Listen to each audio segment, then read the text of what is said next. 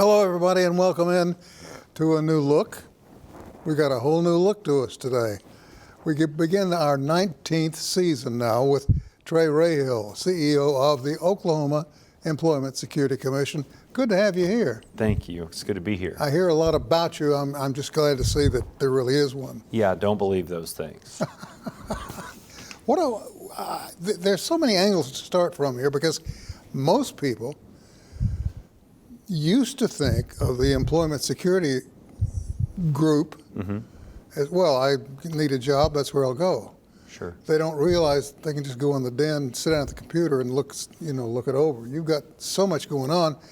Can we start with OK Works? Yeah, sure.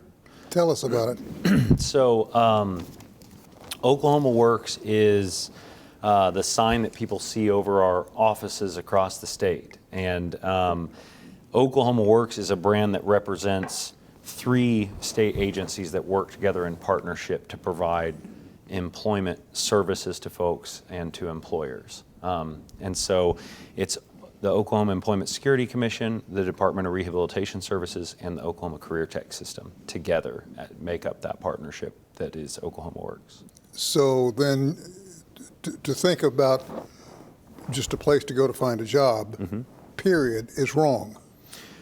Correct. It also includes training, does it not? Yes, sir.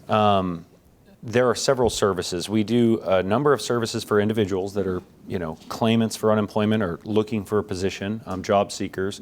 And then we have a lot of services for employers. And we also do services for some targeted populations that are a little bit varied on those two.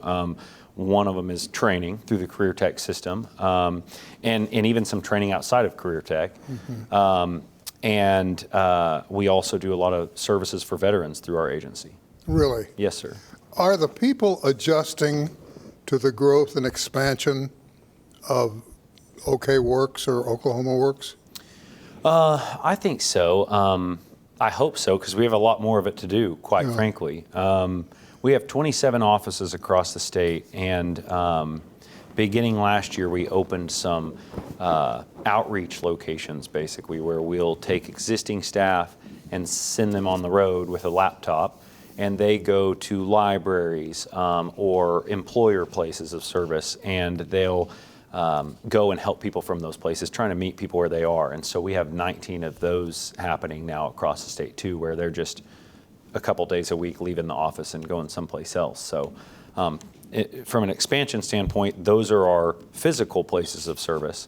But certainly they can call, they can go online, they can kind of get to us any way that they want to anymore. I don't want to make this political, but, and I'm going to stand by that. Okay. Are you confident that Oklahoma City supports your efforts on this end of the state? Yeah, so we're federally funded is probably the first thing to point out. OESC is completely federally funded. We don't receive a state appropriation. So do they know that? They do know that. And so the support we get comes in various forms, and funding isn't one of them.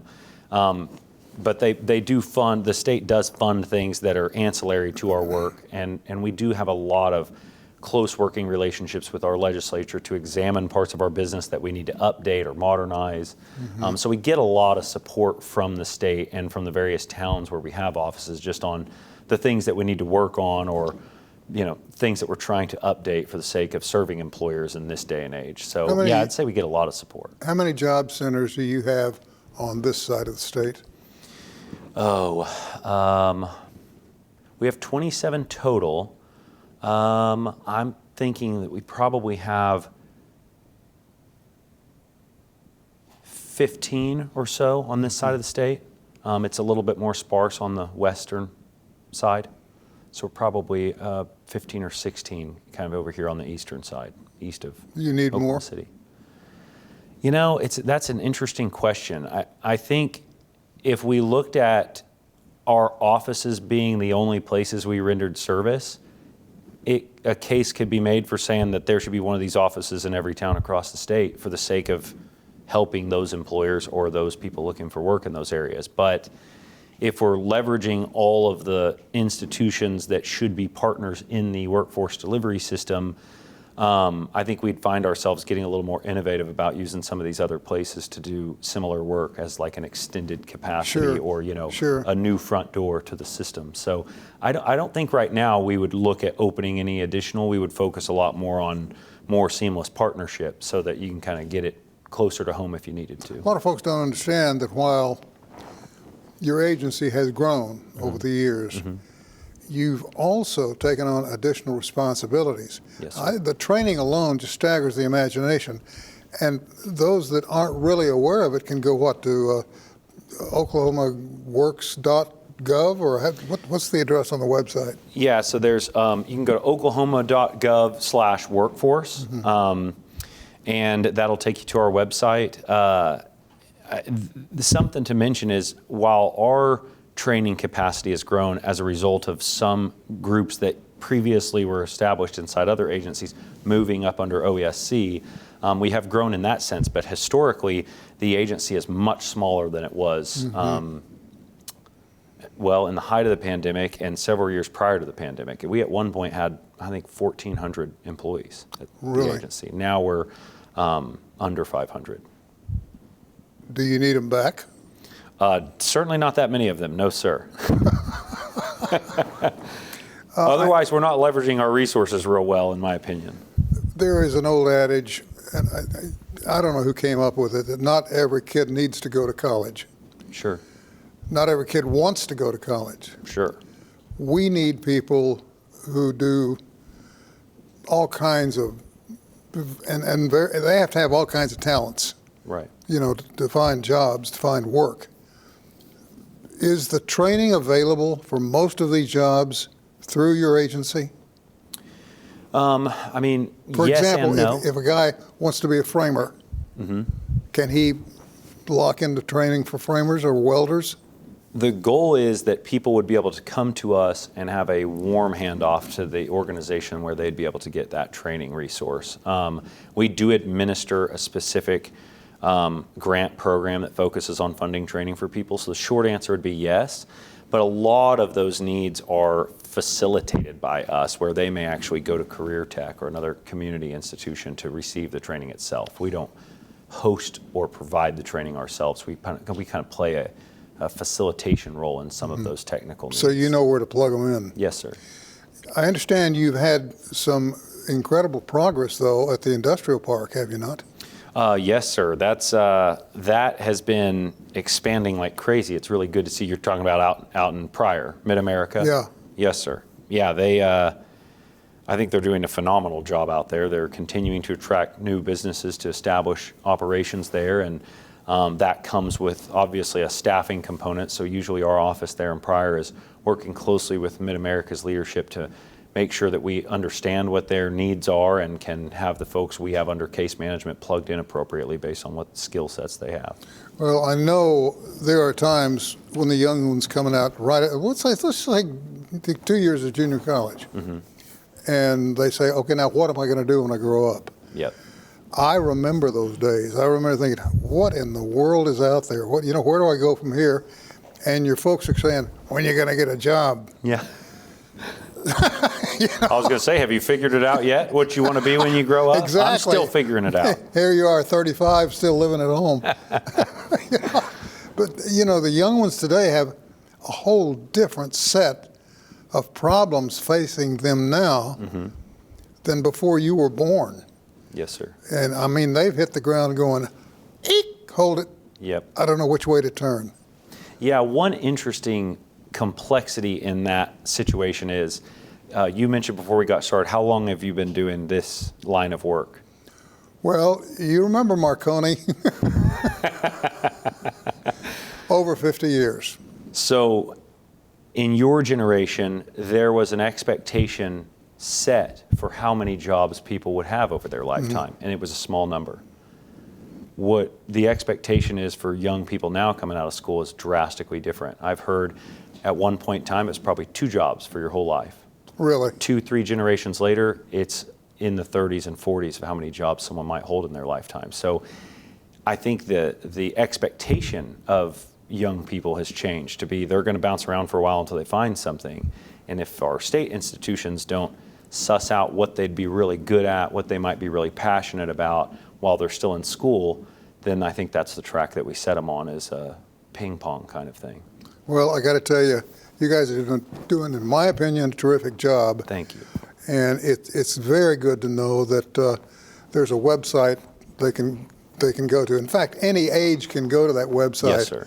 And get a sense of direction, where to go, who to talk to. Yep. Because a lot of people end up wanting to change jobs, change careers completely. Yeah. And so my philosophy on this has been, and I've learned a lot of this from working in this space, but the state should have as many pathways as possible that are at people's disposal. You know, if I really like these things, or I'm really good at these things, I would have some awareness of what types of jobs and what types of industries that these things might equip me for. Sure. And you have to have a lot of off-ramps and on-ramps, because someone might change their mind. They might get into working for a few years and say, I don't like this at all. Still learning. It could be negative learning, you know, but they want to do something else. I think we've got to get away from the traditional approach of, oh, you're not good at math, well, you can't be any of this stuff when you grow up. I think it has to be a little bit more responsive to what we see in people, and that is going to have a lot more variability in what people have access to. So the institution's kind of learning along with people and developing them for many different paths, because they might come to need them. They might come to change. Trae, I want to thank you for coming in. My pleasure. It's good to put a face with an organization, and yours is doing a heck of a job. Thank you for having me. I appreciate this. Really appreciate it. Yes, sir. We're going to take a short break. We'll be back and do some more damage right after this.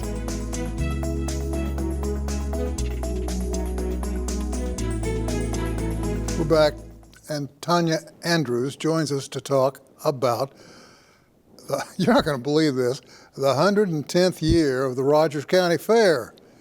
It's been around that long? It is Rogers County's oldest event. My It is Lord. a tradition in Rogers County, a 110-year tradition. Well, I've been missing something. Well, come on out this year. You will have a great time. Let's talk a bit about what all goes into making the fair so popular. And is it still well attended? It's very well attended. Last year we had over 29,000 attendees. Really? You know, there are so many different activities between the barns, the livestock events, the animal shows, the indoor exhibits through your 4-H and your OSU Extension, the commercial vendors that are there, the carnival that's out in the parking lot. I mean, it is the true essence of a county fair. It's in a safe environment where families can come. It's free to get in. There's no admission, and so they can come and have a great time at our county fair. Kind of the way a fair ought to be. Absolutely. Talk a little bit about the kids. I'm going to have to refer to my notes here because I was amazed at this. RSU sponsors the Senior Showmanship Scholarship Yes. for beef, dairy, swine, sheep, goat, and horse shows. Yes. That's a lot of money. It's an amazing scholarship program, a great partnership between Rogers State University and the Rogers County Fair Board to ensure that 6 senior who win the senior showmanship have a $1,000 tuition waiver to RSU their first year in college. That's great. It's amazing. Well, help me out here a little bit because I'm missing a point. These kids, as you said, can't have a swine in the backyard, but certainly they can have chickens, horses, whatever. So they treat their animals differently than the average horse owner or the average goat owner. And how does that work? What do they do differently? You know, they start at a very young age learning how to show their animal. First, they have to choose the species that they are really interested in, that they're really passionate about. A heifer, let's say a heifer, which is a really popular one in Rogers County Ag. Mm-hmm. They have this cow, this heifer from a baby. They raise it, they take care of it, they feed it, they get it to the vet, they make sure it's up to date on its shots. They work with it every day in a ring to get ready for that show. And that show, as they grow and the heifer grows and they become more one in sync in the show ring, they can move on up to the premium sale at the end of the fair. Once they get to a certain level within the fair itself and they get into the premium sale, local businesses and people are sponsoring their projects. So their projects are their heifers or their swine, so it could be a $2,000 gift given at the premium sale by a private individual that ensures them to move on the next year and have money to do their project, to enter other fairs, to work with that animal. It teaches them responsibility and commitment and loyalty. So they don't necessarily have to give up the animal. No, they don't give up the animal. It truly is being paid for their hard work by a private donor, a business who believe in what these kids are doing. See, that changes my concept of all this, because I thought, at the end, they butcher the heifer. And what's for dinner? Oscar. And that just doesn't ring true with me, or didn't. And now I understand how this works. Mm-hmm. It is a lifetime commitment. A lot of these kids grew up on farms. They grew up in the ag world. And so they're going to carry on that tradition for a long time. And that's what we want to see, especially in Oklahoma. We're a huge ag state. Is that mentality and ability and talent passed on from generation to generation? Yes. And you can see it in the family lineage of a lot of the families that are on the fair board, that volunteer at the fair, their kids are there. And we're talking a parent volunteering, or the ag teacher is there and their 2-year-old child is out there with them, starting at daylight, helping feed the animals and get the animals ready in the barn and get ready for the fair. So you can see it from just little ones to mom and dad to grandma and grandpa, great grandma and grandpa. It's a great family tradition. So they've all got a big smile on their face when it comes time to judge. Absolutely.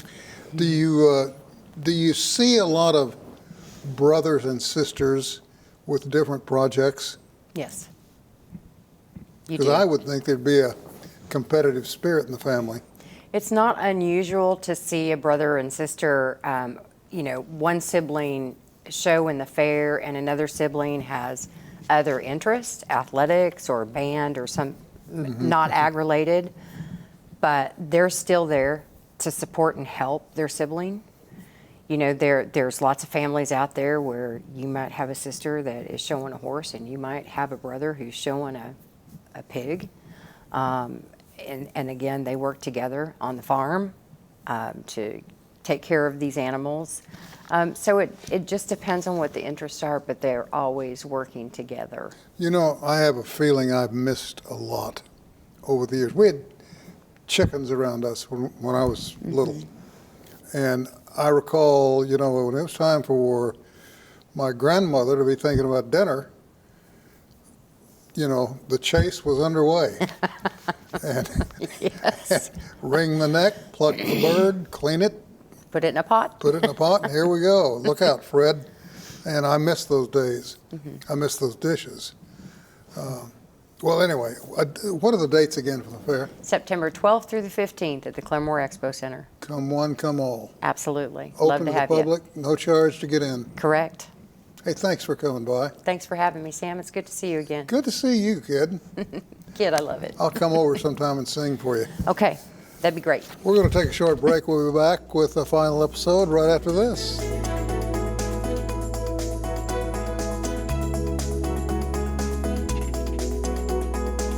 And we're back for a third time. Catherine Heimdale is an old friend and is with Better Together in Rogers County, and I have no idea what that is. None, until I just saw the brochure for the first time. What is it, Catherine? Sure. Better Together in Rogers County is an organization. We are a nonprofit under the umbrella of Healthy Community Partnerships of Rogers County, which is a long-standing Claremore organization. Our goal is to network resources of all kinds in Rogers County to help people out. Everything, health services, food banks, mental health counseling, education. If you've got a problem or a challenge in your life, there's almost certainly some kind of resource here to help you figure out how to solve that challenge. If you can change one thing in a person's life, you change their entire world. And that's what we want to do. So if you've got that, it's safe to assume that you have counselors in place to help guide them through the maze. Right. We have, we have all these resources coming to our resource fairs. This is our third fair. We did our first one last year in the spring. So we've done spring and fall, and this is our second year of working really hard to network these resources. We not only want to saturate Rogers County with knowing about all the different kinds of resources, we want the resources to know about each other, to be able to say, okay, this is what you need help with that I can do, and this is where you can go to get help with this other challenge. You also have a website. Can one go to that website and get a full lay of the land? They sure can. They sure can. Our website is bettertogetherinrogerscounty.square, SQUARE, .site, SITE. So bettertogetherinrogerscounty.square.site is our website. They can get information on our events. They can get information on our Rogers County Resource Guide, which has all the different resources we've been able to connect with. So if you're having a challenge in your life, you can go to that resource guide and find out what kind of help might be available. And we've got information about our events, and we've got information about the sponsors for our fall resource fair, which we're very excited about. So you hold more than one a year? I'm sorry? You hold more than one a year? We do. We have, we're due one in the spring and at Northeast Technology Center here in Claremore, and we do one in the fall here at Rogers State University in the ballroom in the Taylor Center. Well, that's good to know. It's good, a lot of good information here. Talking about healthcare, transportation, food banks, which are desperately needed. Most definitely, in and this part there's of the several world. in Rogers County. Well, and there are folks out there that don't know it. Yes, and They that's don't what know we who want to to talk change. to find out more about it. Career internship, parenting, senior services, youth services, and drug abuse and prevention. Are the crowds larger now? Are they starting to build that come? Well, when we held our first resource fair, we held it, and we had a $50 marketing budget. We had 50 vendors show up. We had maybe 100, 150 people come. Because of our small marketing budget, we didn't have a lot of promotional opportunities, but we were getting started. And when we held our next resource fair, we had a $200 marketing budget. So we printed 500 flyers and plastered Rogers County with flyers all over. Inola, Foyle, Chelsea, Claremore, Oologah, everywhere. Needless to say, you had a big turnout. Yeah, and this time we have sponsorship from Grand Mental Health. They've sponsored 2 billboards. They're here, right here in town on Route 66 by the Quick Trip and the Chick-fil-A. And we've got Claremore Industrial and Economic Development Authority helping us with marketing, which Catherine, is we are out of exciting. time. Thank you for coming in. Thank you, I'm really Sam. grateful for this. It's the Fall Resource Fair. Anything you want to know about anything, Catherine Heimdale is the person to talk to, and it's good to see you again. You too. And tell your husband to be more careful. I will. He fell and broke some ribs. I will. All right. See you next time. All right. Thanks, Sam. We'll see you next time here on Perspectives. Thanks for joining us.